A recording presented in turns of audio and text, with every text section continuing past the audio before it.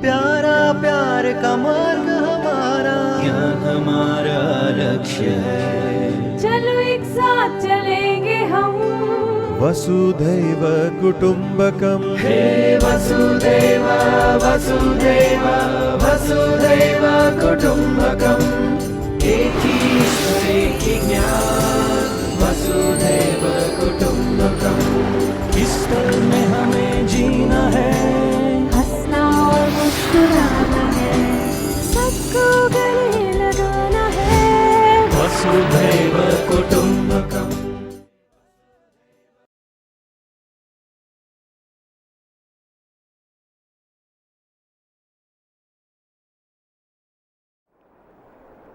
ॐ नमः प्रणवार्थाय शुद्धज्ञानैकमूर्तये निर्मलाय प्रशान्ताय दक्षिणामूर्तये नमः। ईश्वरो गुरुरात्मेति मूर्तिभेदविभागिनी व्योमवद्व्याप्तदेहाय दक्षिणामूर्तये।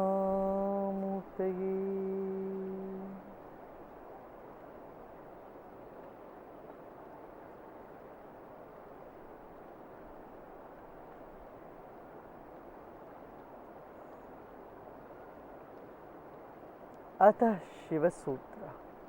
अब हम शिव सूत्र देखते हैं। हर एक के जीवन में कुछ न कुछ शुभ जरूर घटा है, पर मन का ऐसा स्वभाव है, शुभ को छोड़ देते हैं, जो नेगेटिव बात है, नकारात्मक जो चीज़ें हैं उसको पकड़ के बैठ जाते हैं। देखिए 10 अच्छी बातें आपको सुनाएं, एक गाली दें तो किसको आप पकड़ के बैठते हो? हाँ, हमारा चित्त का स्वभाव ये हो गया, हम नकारात्मक को पकड़ के बैठते हैं। अब इस स्वभाव को बदलें तो शिव सूत्र को पकड़े। एक शुभ हुआ है जीवन में, उस शुभ को पकड़ के चले आगे। तो इस तरह से सत्य है, जो शिव है, जो शुभ है, जो सुंदर है, उसके जरिए हम संसार सागर को पार लगाने का एक विधि है शिव सूत्र में। तो सबसे पहला सूत्र है, भगवान शंकर कहते हैं चैतन्य आत्मा। आत्मा को खोजने बैठे हो, आत्मा कोई वस्तु नहीं, कोई दूर नहीं है, जिससे सब कुछ बना है उस चैतन्य ही आत्मा है। और हमें अपना अनुभव होना हो तो चैतन्य हो तभी हो सकता है। चैतन्य को ही ये शक्ति है जो अपने आप को जान पाए। खुद को जानने की शक्ति सिर्फ चैतन्य को ही है। जहाँ चैतन्य की वृद्धि हुई तो होश भी बढ़ गया। वहाँ जागृत व्यक्ति में चैतन्य है और सोया हुआ व्यक्ति में भी चैतन्य है, मगर फर्क इतना है, जागृत व्यक्ति जानता है, सोया हुआ व्यक्ति नहीं जानता है। चैतन्य आत्मा सबसे पहला सूत्र है।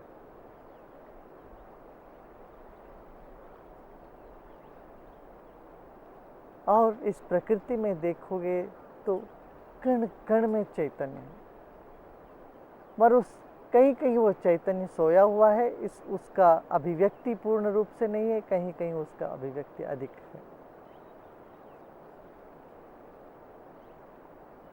इतना जान करके ही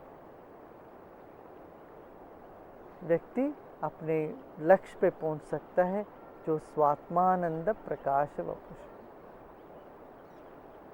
आनंद के प्रकाश रूपी हमारी चेतना।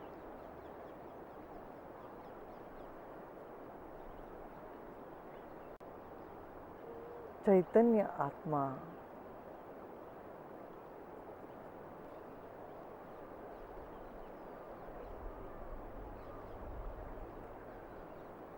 और सारी साधनाएं क्रियाएं, यज्ञ, हवन, होम, दान, पुण्य सब कुछ चेतना की वृद्धि के लिए है, चेतना को बढ़ाने के लिए।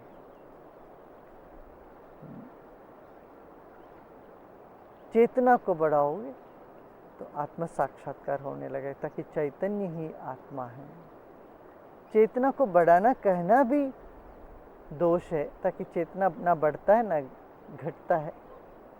चेतना व्याप्त है, मगर उसके प्रति ज्ञान बढ़ता है या घटता है, उसका अनुभूति बढ़ती है या घटती है।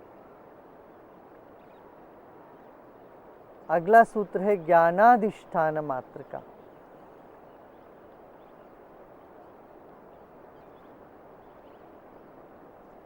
ज्ञान किसी भाषा के जरिए ही समझ में आती है।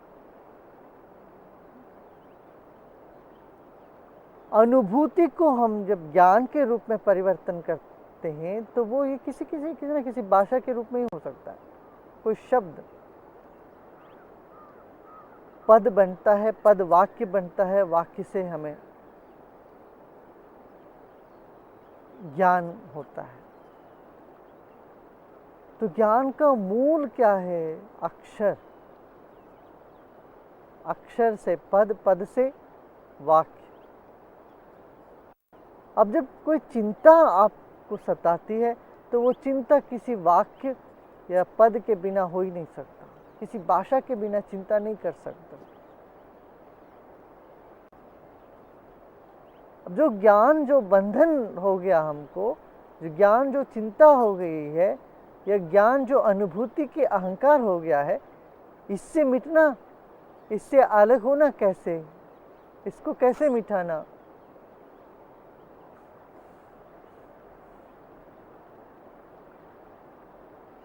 ज्ञानाधिष्ठान मात्र का।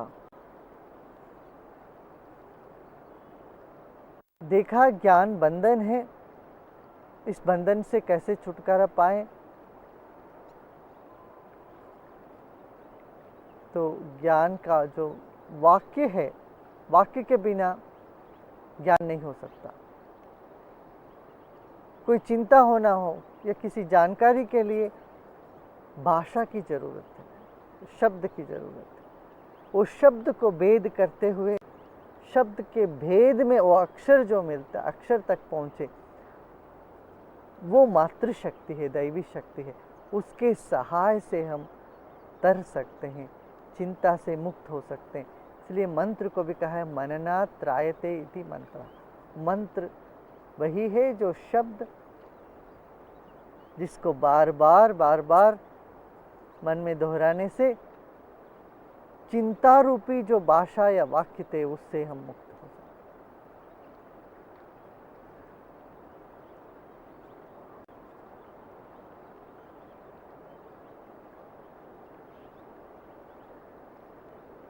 यह एक उपाय है। चिंता किसी वाक्य से होती है तो वो वाक्य को ही लेके बैठें, उस चिंता को ही लेके बैठे, उस चिंता को तोड़ते जाना। जैसे बेटे को नौकरी नहीं लगी है, ये एक चिंता मन में जा रही है, तो उसी को लेके बैठे। बेटे को एक एक पद को, वो चिंता बहुत तेजी से होती है, मगर उसको धीरे धीरे करते जाएं तो मन उस वाक्य से, जो शब्द से जिससे हटक गया, उससे हट करके फिर ध्यान में जाने लग जाएगा। नहीं तो ध्यान के लिए बैठते हैं, कितनी बार वो चिंता को हटाने की चेष्टा करते हैं, वो हटती नहीं। चिंता को ही लेके उसी की मूल में, मात्रा में चले जाएं, शब्दों से उसके अर्थ और शब्दों को भेद करते चले जाएं। ज्ञानाधिष्ठान मात्र का, तब भी ध्यान में गति होने लग जाती है हमें। फिर शक्ति चक्र संधाने विश्व संहारा, शरीर में जो शक्ति के केंद्र है वहाँ पर ध्यान लगाते लगाते फिर मस्त हो सकते हैं।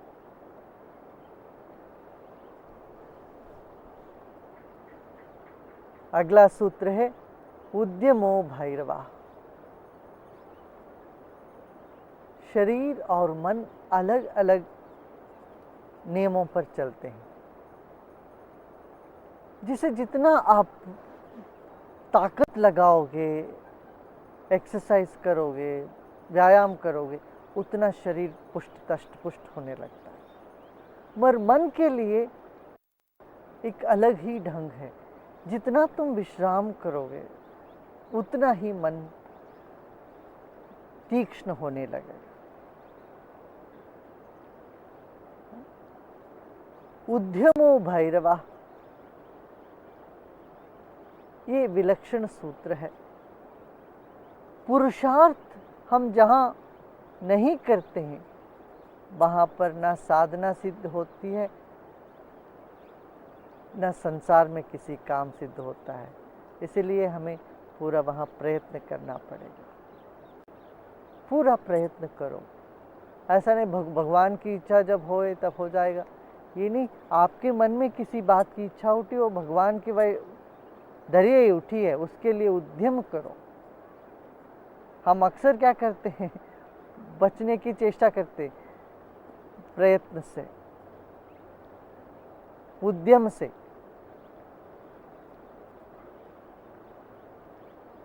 उद्योगिनम पुरुष सिंहम उपैति लक्ष्मी, ये कहा गया कि जो उद्योगी है उन्हीं को भाग्य प्राप्त होता है।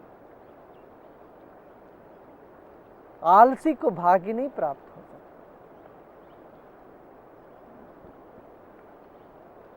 उद्यम हो भैरवा, इसके लिए प्रयत्न करना।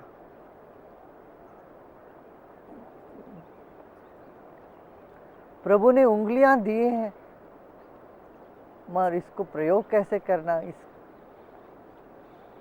सितार बजाना हो तो कैसे बजाएं, उसके लिए अभ्यास की ज़रूरत है। कंप्यूटर में टाइप करना हो तो उसके लिए अभ्यास की ज़रूरत है। कुछ भी करना हो तो अभ्यास की ज़रूरत है। आध्यात्मिक या पारमार्थिक, सांसारिक काम में भी और आध्यात्मिक में भी हम अपना प्रयत्न जारी रखना पड़ेगा। उद्यमो भैरवा, जब हम अपनी पूरी एफर्ट लगा देते, ताकत लगा देते, उसके बाद जब विश्राम मिलता है तब समाधि लगती है। आलसी व्यक्ति को कभी समाधि नहीं लग सकती। इसलिए सेवा, साधना, सत्संग तीनों जरूरी है। सत्संग, सेवा और साधना।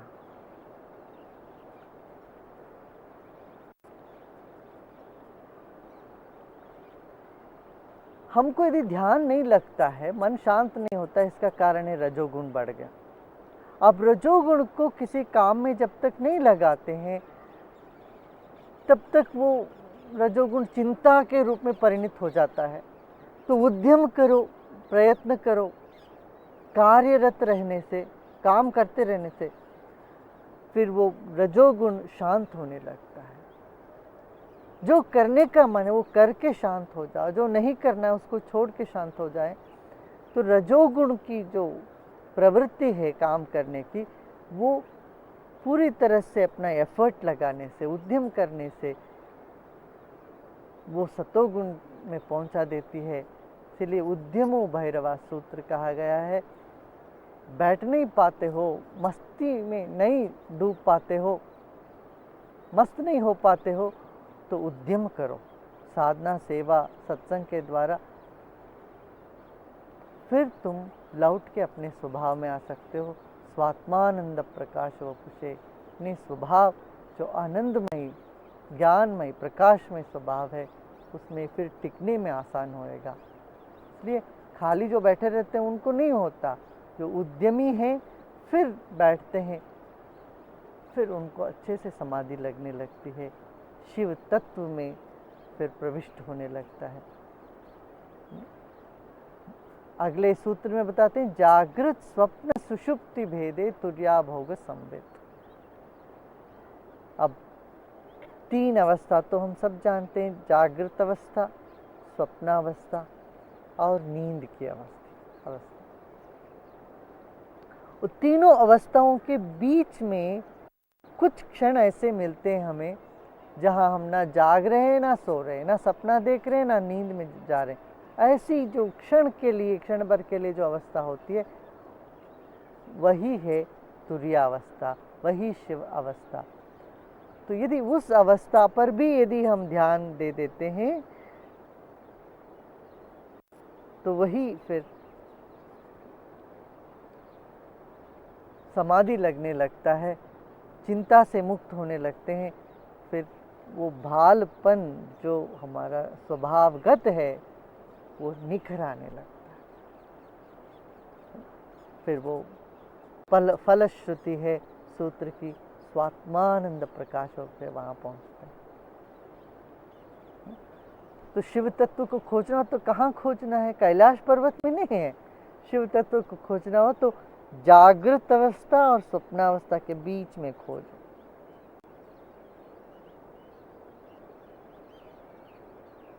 और अभी नींद से जग रहे हैं, जग गए हैं और पूरी तरह से जगे नहीं, उस वक्त आंख बंद करके ऐसे तल्लीन हो जाए, ध्यान में थोड़ी देर बैठो, जहां मन विचारों से मुक्त होके शांत गहराई पे उतरती है। वो चैतन्य सत्ता, वो चैतन्य आत्मा, वो तुर्या भोग संवित चतुर्थ अवस्था का जो अनुभव है, ये तीनों के बीच बीच में उपलब्ध होने लगता है।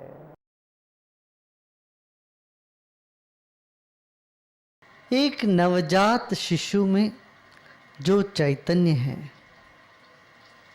एक नन्हे मुन्ने बालक में जो जान है, बहुत पढ़े लिखे आदमी में वो जान नजर नहीं आता। जो आत्मा चैतन्य रूपी है, उस चैतन्य स्वरूप प्रकट दिखता है, प्रकट होता है बच्चों में, वो धीरे धीरे बहुत पढ़े लिखे लोगों में गायब होने लगता। इसका कारण क्या है? हम जीवन जीते हैं या सिर्फ एक सूचना के एक यंत्र बन गए हैं क्या? सूचना इकट्ठा करके उसके यंत्र बन जाते हैं, तब जीवन प्रकट नहीं हो पाता है, यांत्रिक हो जाता है सब कुछ, मुस्कान गायब हो जाता है। कहते हैं एक शिशु एक दिन में 400 बार मुस्कुराता है, एक युवक सिर्फ 17 बार मुस्कुराता है, एक प्रौढ़ व्यक्ति मुस्कुराता ही नहीं, और बड़े प्रोफेसर हो गए तो भूल ही जाओ, तो मुस्कुराते ही नहीं हो। तो वो समझते हैं वो बड़ा अपराध है मुस्कुराना। चेतना का क्या लक्षण है? चेतना का लक्षण है उत्साह, प्रेम,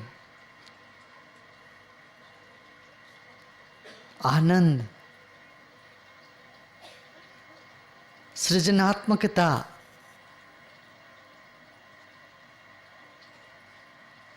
चाहे उपद्रव भी करो, कोई हर्ज नहीं, कुछ तो करते रहो। वो चैतन्य का नटखटपन भी ठीक है, वो चैतन्य का ही लक्षण है। जहाँ चेतना होती है वहाँ जड़ता नहीं होती। जड़ बन के बैठे रहे तो चेतना का अभाव है।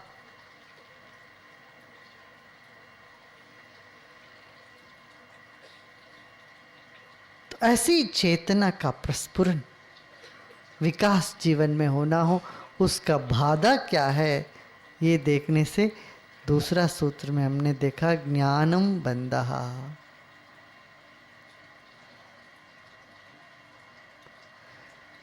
जीवन हर क्षण ताजा है, ज्ञान तुमको भूतकाल से बांध देता है। सीमित ज्ञान, पंचेंद्रियों से जो ग्रहण करते हैं वह ज्ञान, दो तरह का ज्ञान होता है। एक तो स्वरूपगत हम ज्ञान है हमारे में, जो स्वरूपगत ज्ञान माने जानने की शक्ति, इसी को ज्ञान कहते हैं, जानने की शक्ति। कण कण में जानने की शक्ति है, जीवंत शक्ति है। जीवन का लक्षण भी जानने की शक्ति है।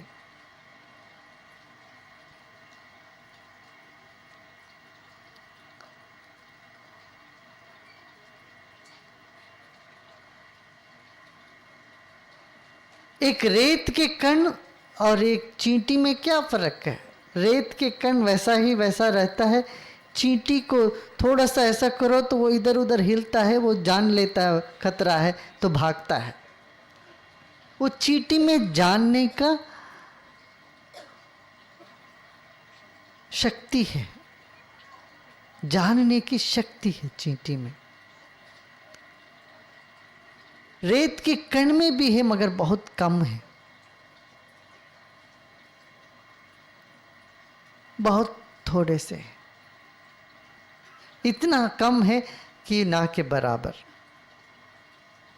पत्थर में भी जीव है मगर वो इतना जड़ता में वो लुप्त हो गया, जैसे है ही नहीं, लगता है ही नहीं। जैसे पेड़ों में पौधों में भावना है, भावना की शक्ति है, निहित है, मगर दिखता नहीं, इतना स्पष्ट नहीं दिखता। आप एक कुड़ाली लेके एक पेड़ के साथ चले जाओ, वो पेड़ रोता है, घबराता है। आप पानी की बाल्टी लेके पेड़ के पास जाओ, बहुत खुश हो जाता है वो पेड़, मगर उसमें इतना अधिक चैतन्य नहीं है जिसमें वो उसको अभिव्यक्त कर सके, जैसे कोई पशु पक्षी में, प्राणी में हो सकता। डंडा दिखाओ, पत्थर दिखाओ, कुत्ता भाग जाएगा। रोटी दिखाओ, भाग के आएगा पूंछ हिलाते हुए। वही भाव है जो पेड़ में है, मगर प्राणी उसको अधिक अभिव्यक्त कर सकता है। इसी तरह से पत्थरों में भी जान है, प्राण है, मगर उसकी मात्रा कम है।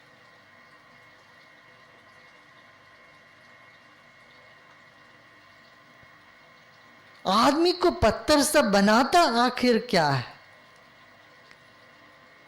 वो कहते हैं ज्ञान। जो व्यक्ति समझ लेता मैं सब कुछ जानता हूं, मान ही लो ये तो आगे कुछ सीखेगा ही नहीं, जो सीखने के लिए तैयार नहीं है उनमें कोई जान ही नहीं है। जीवन का लक्षण है नित्य नूतनता। नित्य नूतनता में ही सीखने की और प्राप्त करने की, शिक्षा प्राप्त करने की एक ताजा लहर है, नयापन। जिसके बारे में जानते हैं उसमें आप सो जाते हो, जड़ता आ जाती है। जिसको नहीं जानते वहां सतर्क रहते हो। मान लो जिनको साइकिलिंग अच्छी सी आती है तो वो वैसे सोते सोते भी चला लेगा, और जो जिसको नहीं आता है, नया नया अभी सीखा हो, तो उसको सड़क के एक एक पत्थर याद रहता है। सड़क में जो कुछ भी है सब बड़े जागरूकता से चलाएगा। जागरूकता या जानने की शक्ति जीवन का लक्षण है, आत्मा का लक्षण है। मगर जान लेना बंद हो जाता है। मैं जान लिया हूं ऐसा जान लेना जड़ता का कारण बन जाता है। इसलिए जब भी कोई किसी से पूछे कि तुमने परमात्मा को जाना, वो चुप होके मुस्कुरा लेते। परमात्मा जानने की वस्तु नहीं है, परमात्मा जान ही है, ज्ञान स्वरूप है। परमात्मा ज्ञेय वस्तु नहीं है, वो ज्ञान है। जानने की शक्ति परमात्मा है, ज्ञान शक्ति। मैंने जान लिया कहने से वो जानने की शक्ति समाप्त हो गया कहीं कहीं, उसका अनंत विस्तार नहीं हुआ। इसलिए कहा सत्यम ज्ञानम अनंतम ब्रह्म। अनंत मान जिसका कोई और छोर नहीं, ऐसा ज्ञान का विस्तार हो, जानने की शक्ति हो, मत जान लिया ये गर्व ना हो, भाव ना हो, तब चैतन्य अभिव्यक्त हो रहा है। चैतन्य आत्मा, फिर उस चैतन्य अभिव्यक्ति का क्या लक्षण है? फिर वही स्वात्मानंद प्रकाश वपुषे।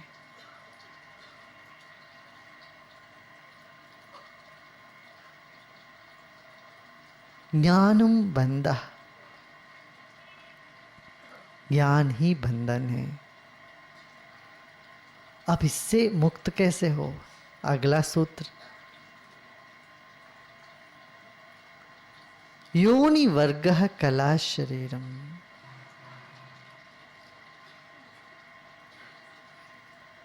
जरा जाके देखो ये सारी दुनिया,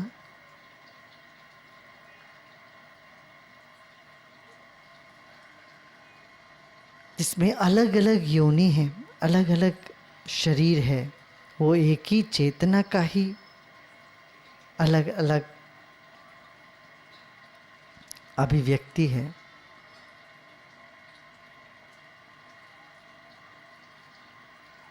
और तुम्हारा शरीर इसका ही एक अंग है। तुम्हारा शरीर इस सारे संसार का एक अंग है।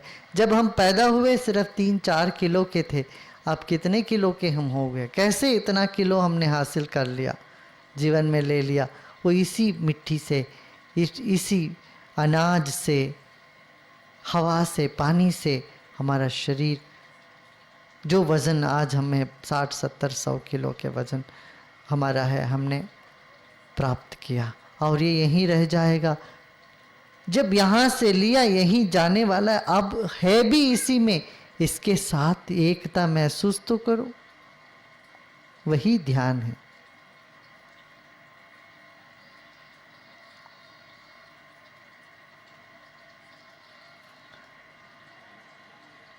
बड़ी आश्चर्य की बात है। कहते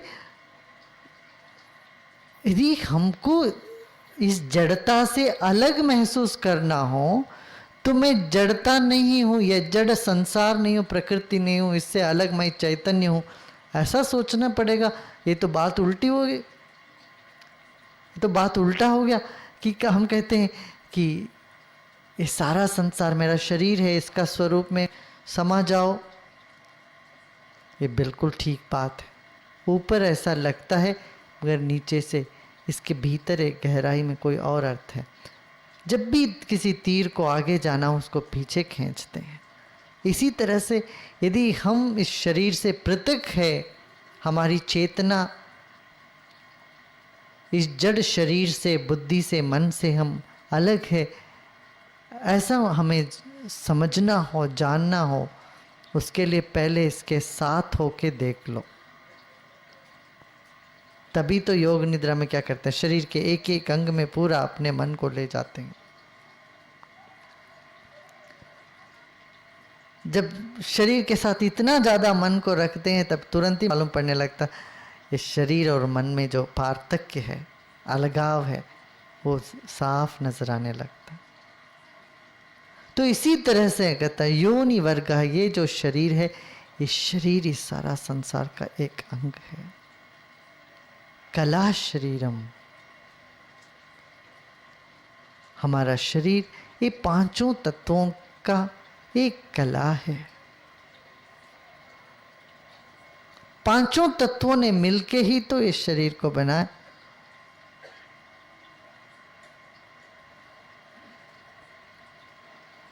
एक बूंद जीवाणु से आंख बनी, नाक बना, दांत बना, जीभ बन गया, पूरा शरीर अलग अलग अलग अलग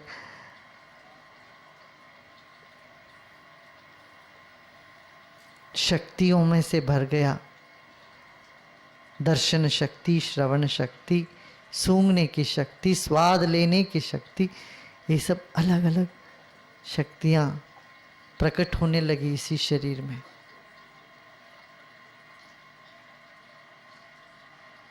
इससे कलात्मक और क्या हो सकता है?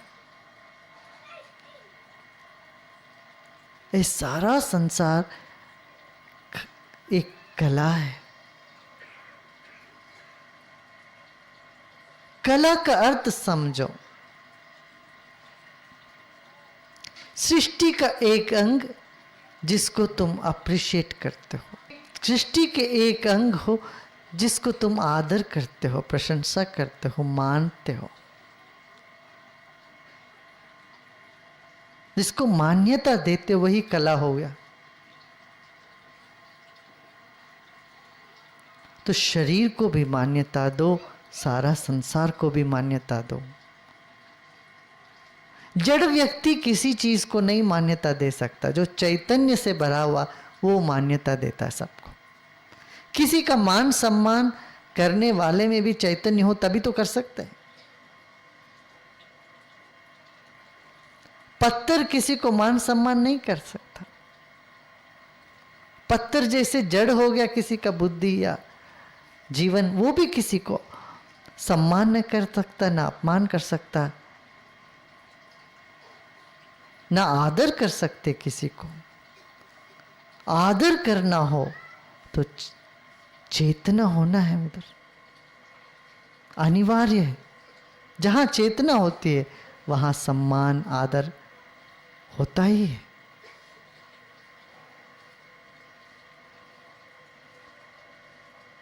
वैसा आदर सम्मान शरीर के प्रति, अब सभी योनियों के प्रति, ताकि हर योनि हमारा ही एक अंग है, एक वर्ग।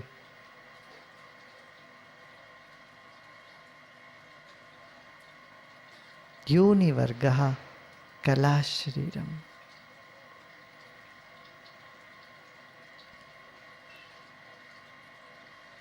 इतना जानकारी आ गया, इतना आदर करना आ गया जीवन में, फिर ज्ञान का बंधन छूट जाता है।